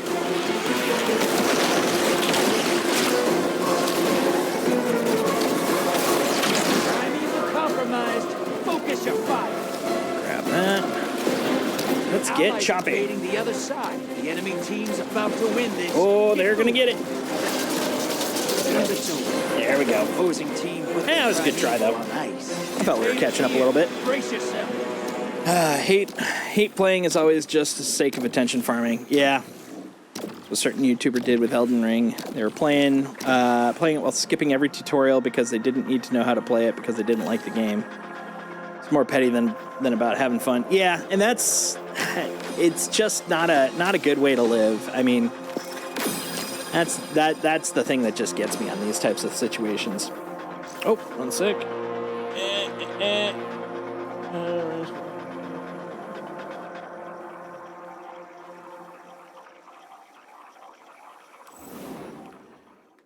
What was that weird sound? Bizarro. Let's see what I got here. Yeah, I've just never understood why people want to play things that they don't enjoy. I can understand playing things that you love and doing so with ire because it's not the game you used to love. But the thing is, like, if the game isn't isn't the one that you used to like and it's not planning to change anywhere in the near future, then it's time to move on. Games can change as a live service, especially. And so it may turn into something that you're not into, and then it's time to go find something else that's more enjoyable. Like, honestly, I feel like for me at least, last season was a good example. I wasn't really vibing with some of the content. It wasn't bad, it just wasn't, for me. And so I went and played some other stuff. Played some Ghost of Tsushima on stream. That was a lot of fun. When I lose or get frustrated and complain about it, but at the end of the day, I still have fun. Yep. I do the same thing. Like when I'm playing something I enjoy and I just like sucked it on a PvP thing, or I just couldn't get past the encounter on something, I'll just be like, God damn, that was stupid, and complain about everything that happened. About half the time, of course, it's not my fault. Oh, no. It's obviously the game's fault or situational. But if I'm enjoying it, I'll come back, But yeah, personally, the thing that gets me is when people insult the people working on a game, even games I don't like. It's like it's hard to even just get graphics like this up on a screen. Like just showing what we're seeing here, not even playing the game, just the menu, the content, the texturing, the lighting, the programming to show it, the music, the sound effects, like all those are people. And more often than not, they're putting their passion into this. This is something that they love. And so, if you don't like it, that's cool. Don't like the game, but, be kind to the people that are trying to put this stuff out there, because it's hard work. And it is art. It's art you pay for, but it is art. And so they're putting, they're being vulnerable. They're showing you what they can do. And, I think they did a pretty darn good job. Even if it is a game I don't like. Not to say that this isn't a game I don't like, but in general. Yeah. Take me in Dead by Dawn. A lot of that game is competitive, but I just play for fun. Yep, 100%. You see me do it. Yeah. No, it's part of the thing. I mean, it's competition, man. It's even if it's just versus the game itself. Like no one enjoys losing. So it's like when you don't succeed, it's like, but. That's, I think, the reason a lot of us play these games is like the accomplishment. When it's hard, the accomplishment makes it more fun. When it's like, yeah, I did that. It was super hard. That's why I'm doing freaking Friday. The Crota's End run. It's like I could wait until Sunday and just do it then, but it's fun. It's a blast to do those kinds of things. You'll feel great when you finish it. You feel horrible if you don't get around to it, though. It's a sense of purpose. Yeah. That's 100%. Good call there. Did I? Oh, no. I did do that. So, yeah, let's see how my dead eye is. Yeah, I didn't do that one. Yeah, precision final blows. Not so many of those. Here we go. 36 out of 100 for the hand cannons. 3 of 5. 9 of 50. Still only 1 of 10, but that's fine. I can live with that. All right, let's try getting back in there. Ideally, what I would love for this guy is, we're going to go back to my old pile of things here. That means going back to you, going back to brain freeze you.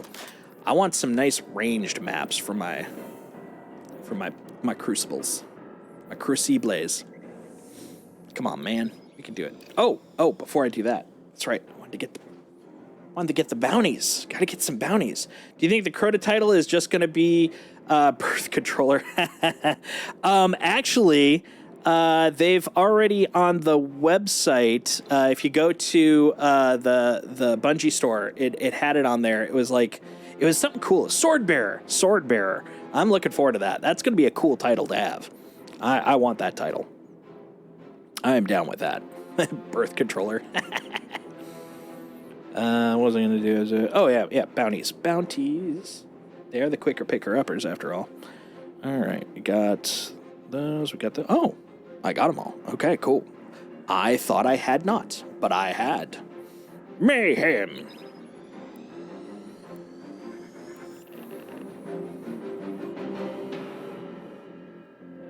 I've got some goodies that I will be putting up for a contest at some point in the near future. Ended up with some surplus Destiny books, so I might be putting those up for something at some point soon. That should be pretty fun.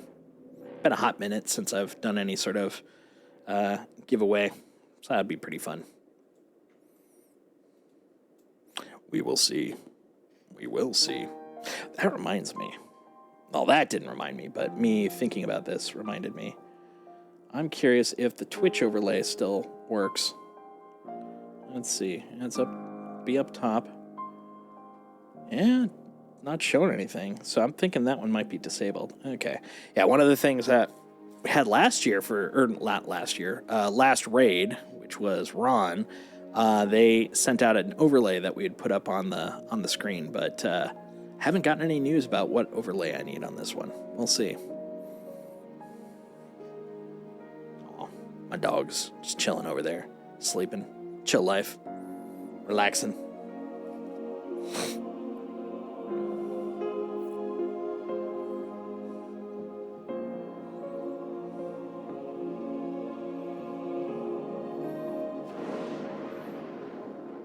One thing I did notice with the Deadeye title gilding this season is they changed the number. And at first I thought it was me, but then I remembered that was the point of why it's called 3 burns, 3 stones. It's now 3 burns, 3 stones, but you need to do it 5 times. Oh, well, you know, it is what it is, but still, pretty funny.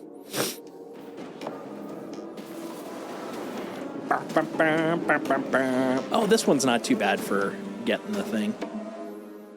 Although, I think I am going to change my weapon, my energy weapon, because I don't feel like I'm going to, with everybody moving around so much, I don't think I'm going to get what I need off of that. Yeah, let's do the Aramite. Mayhem! I love that. For injury liability policy, refer to Crucible Waiver Article 6, Paragraph 18. Such a great, great line. Just like Mayhem, it's bonkers. Destroy them with your light. Oh, I will. I will try. I'll say that. Come on, buddy. And first, we start with the power. Oh, actually, no, we could go for purple. Getting the heavy one first is always the best. There we go. So if I can get the power one, that's the only one I have to actually, like, save up for, so to speak.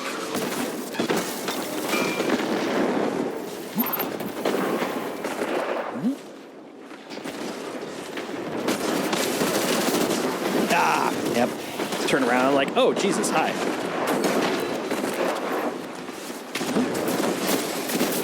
There, got one. Oof, it's toasty. Wait, he did. There we go. That's power, or energy. Now I just need my power, which should be over here. Don't Got it. spend all that ammo in one place. Okay.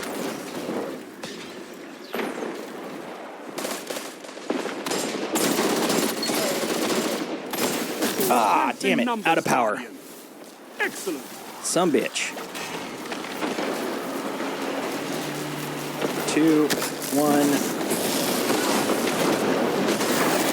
Boom. That's all right. I'm not here for the supers. I am here for the 3 birds, 3 stones. I'm gonna get there before.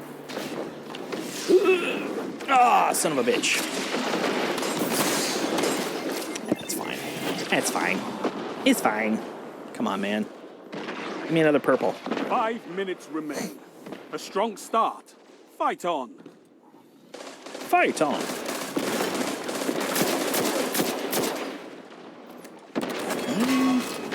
Here we go. 8, 7, 6, 5, 4, 3, 2, 1. Gimme. Son of a bitch.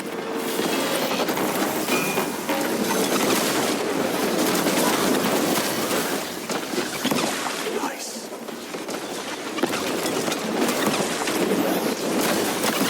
No, I need my power. No! Ah! I had it too.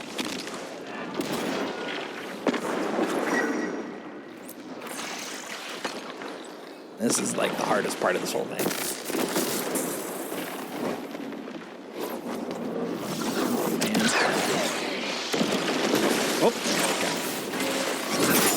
Oh. Whoop. Oh, that makes it a little easier. Ah, oh, bite right in the face. What a jerk. I mean, it's a legit jerk. That's what you should be doing, but still.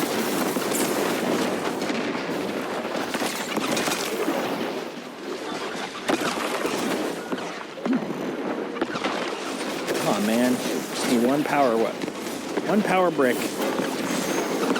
Just here for the power kills.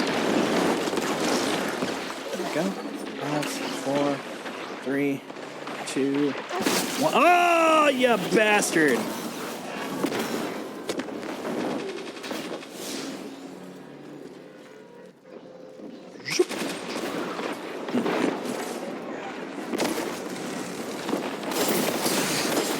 Ah, you got me. That was on me. 3 That was a dumb move. minutes. Come on, man. Oh, boy.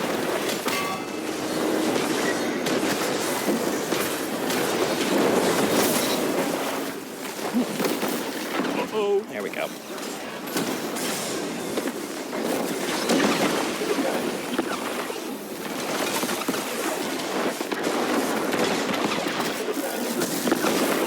Okay. Now I just need to find him. Or run out of time. Him being anybody. Oh, not there.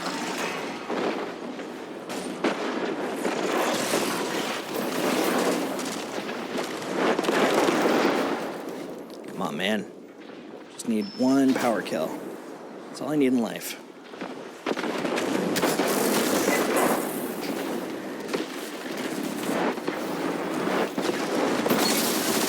Ah, fuck. Got ya. There we go. That's all I need in life.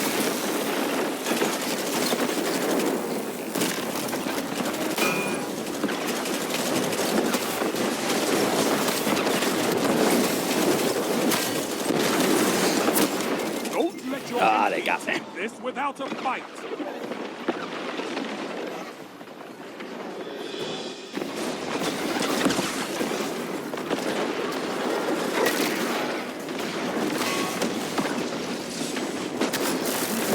You're defeated. Fight That's fine. again. I don't care about the feet. I just need my birds and stones. I'm sorry. Let's see if I got There is it. no Redrix's Claymore for losing matches.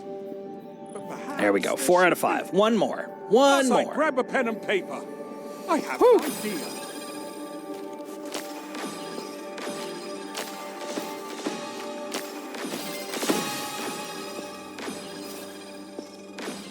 I always find this one to be harder when I'm doing it deliberately than it is to just end up doing it. So there's points where I'll just be like, oh, yeah, I guess I, look at that, 0.56, so sad. Yeah, doing this the second week is always going to topple my KDA. Then it slowly climbs from there. But we're getting there. Yeah, this is honestly the only thing outside of playing the story that I really care about is getting titles completed. It implies that I've done everything I can in the season. That's what matters, right? The implication. The implication.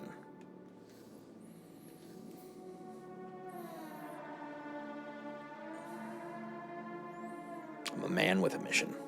An implied mission.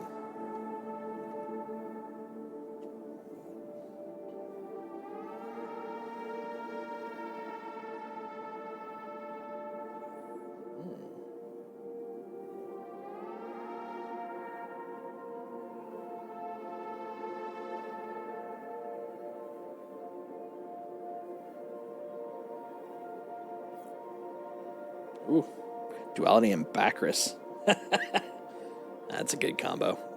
One of my day one runners was apparently clobbering on some Crucible earlier today. I can see. Oh, now that I think about it, that is a good combo. I can see that definitely working pretty well.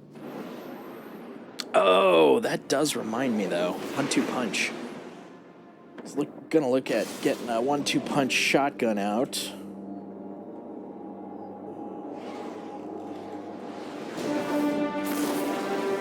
Because that should work really well in combination. Let's see. Yeah. Mayhem. Found Verdict. That should probably work pretty well. We'll play with that after I get this last stupid thing.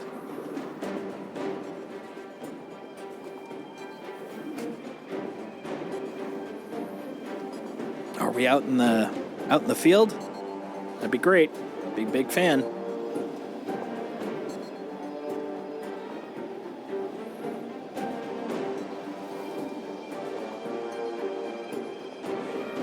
Ooh, this feels like a console load.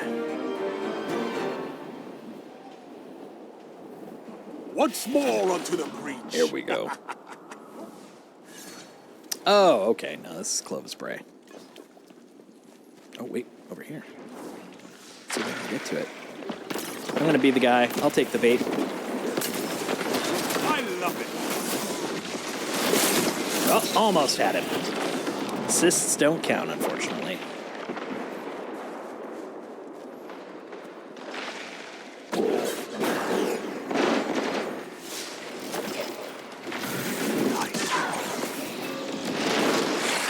Uh-oh. Ooh, that scared me.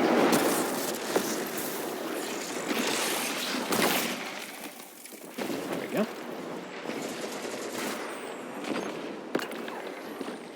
Oh, man. Got him. Okay, that's one. Now for the next guy. Ah. It's a freaking dragon head. Fair. Chompy chompy. So many explosions. Oh, where'd you go, buddy? Woohoo! Operation Run Away from that.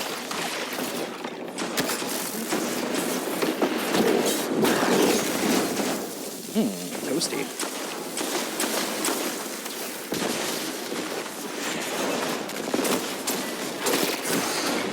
Oh.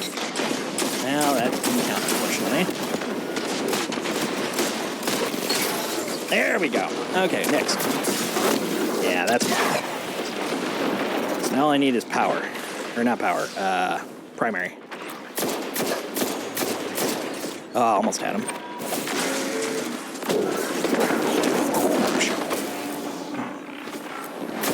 5 minutes remaining. Got him. Strong start. Fight on. That should be all three. We won't know until the end of the match, though. So now I'll just continue killing with other stuff. Yep, next week is Revision 0, Seraph, Operation Seraph Shield, and from what I've been told, if you completely unlocked Rev 0 in Season of the Seraph, there's not going to be anything new in there, so don't worry too much about it if you already got it. still going to probably be helping some friends out get their stuff.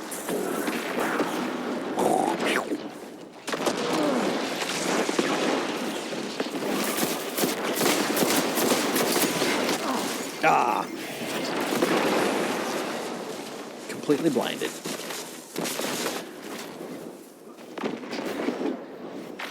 And that means perks I can get, retrofit escapade, and yep, that's what I think is going to be the best part about next week is getting all of the crafted weapons that you may have missed. Like one of my friends wasn't playing at all during that time, so all the Ikelos, retrofit will be in there. There's going to be a lot of fun options for people.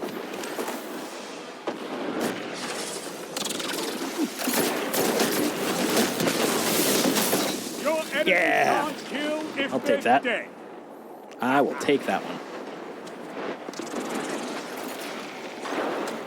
All right. Oh, I know that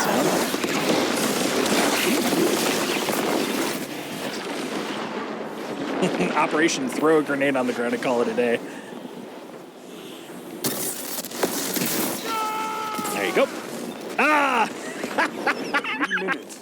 Fair. Hold strong, and this battle is yours.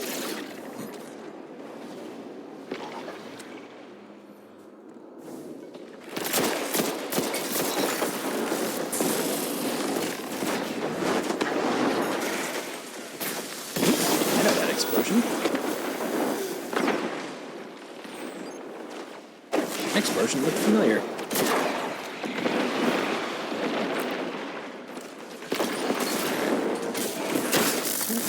Whee!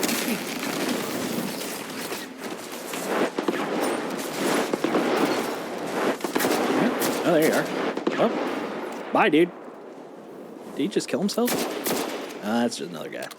They're all just glowing. I hope Shaxx becomes a more major character in Final Shape. I would like to see him showing up more. Fight on and claim victory. There we go. If he doesn't in Final Shape, I hope whatever comes from it, like the episodes would be good. I mean, honestly, I'm not picky. Victory is all I ask. Hey, Good. look at that. Winner, winners, chickens and dinners. Come on, come on, come on. Everything dies, God. Didn't count, did it? But Son of a when you're bitch. around, it Son of a happens bitch. So much faster. One of them must have been an assist, just barely. Yeah, this is why I do like multiple attempts at different weapon types, but I was cocky, thought I had it. I don't got it. Ain't got nothing.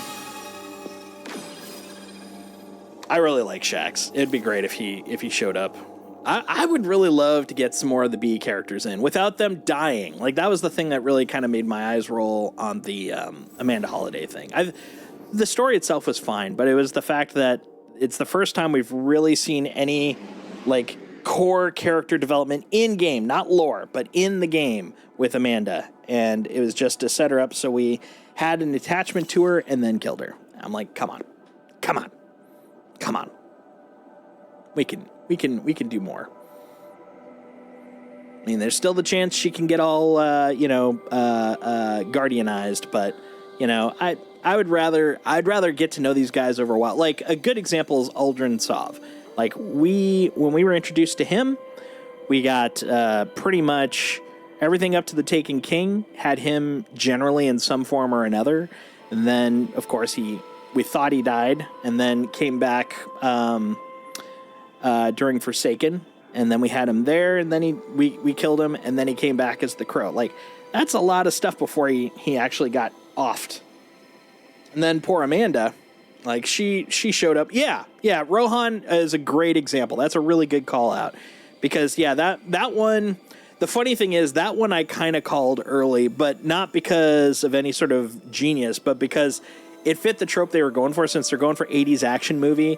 The old guy that's about to retire always gets killed. And I was like, oh, man, they're totally going to kill him. But I said it kind of like as a half joke, because I'm like, that fits the bill. But, maybe they won't. But then, yeah, sure enough. And like the moment I saw that we were doing a mission where we had urgency and it was just Rohan with us, I'm like, oh, yeah, here we go. This is him dying. This is him going off. And sure enough, yeah, that you bring up a really good example there.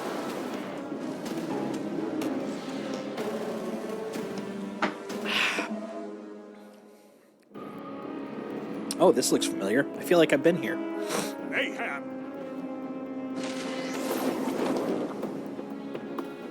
Dream Warrior. I figured that was a good title for now, considering we're about to go do the next raid. So it seemed fitting. Fitting.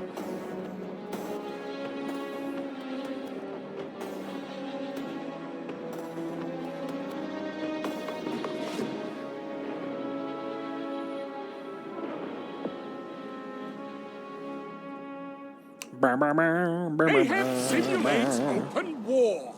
Show Does me it what now? you could do with no limits. Oh, I will.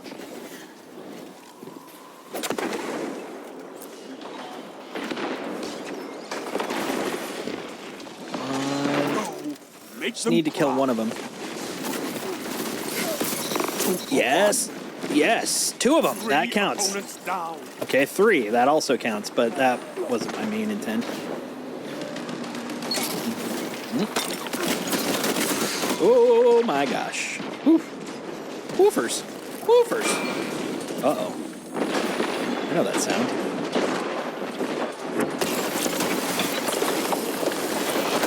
It's Ice Boy. I'm gonna let him distract him. Yeah, get all your supers out of your system.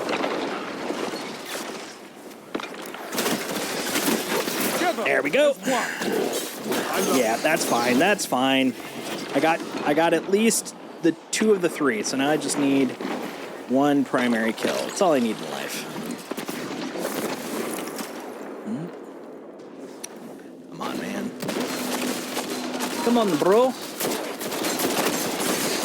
Nah, that's fair. Ace of Spades, man.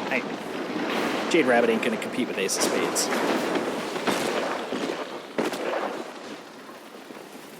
Man. Ah! Golden Gun definitely beats Ace of Spades even. Alright, come on. Come on.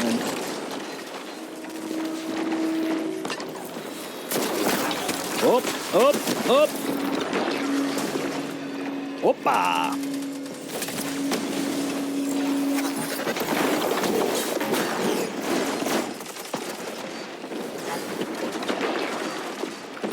Only 5 minutes left.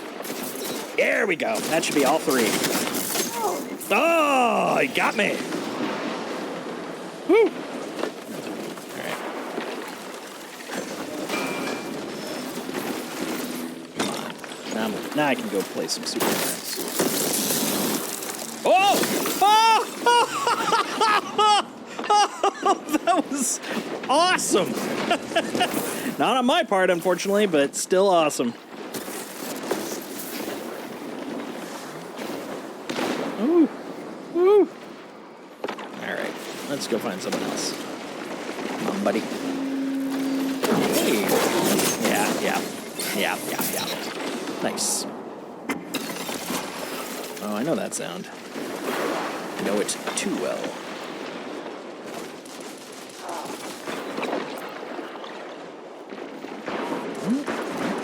Okay.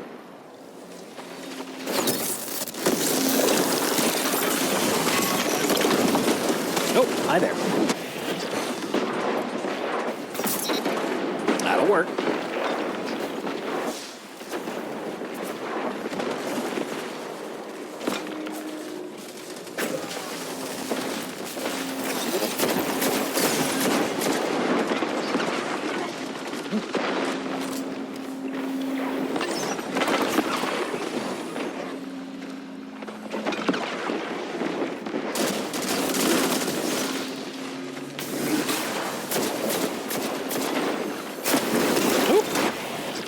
Flanked.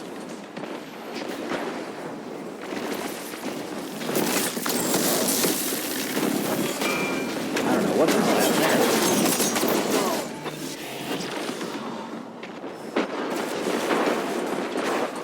3 minutes. That looked satisfying. It didn't do anything, but it looked satisfying.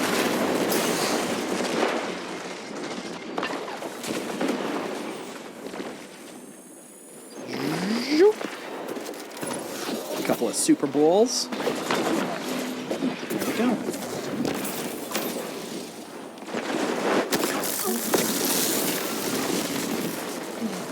Someone else already got him.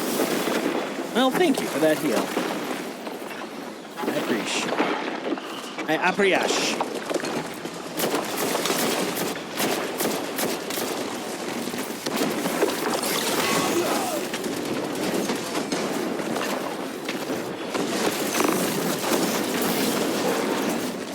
The enemies almost won. Yeah, they have.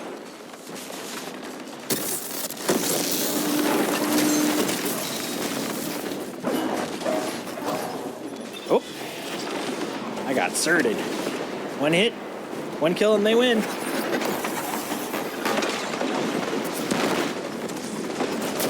Oh. Whoa.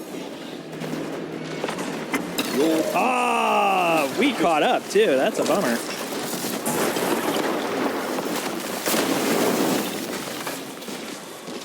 Come on. Come on. Come on. Come on. Come on. There we go. 3 birds, 3 stones. That's all I wanted. Next time. That is all of the crucible I need for the moment. That's it. That's it. Don't need any more. Honestly, don't want any more. Yeah, I know my witch's keys are at max. I know these things. All right. Let's see. There we go. One of the most annoying of the triumphs dealt with. I mean, I still have, what, like 11 more weeks?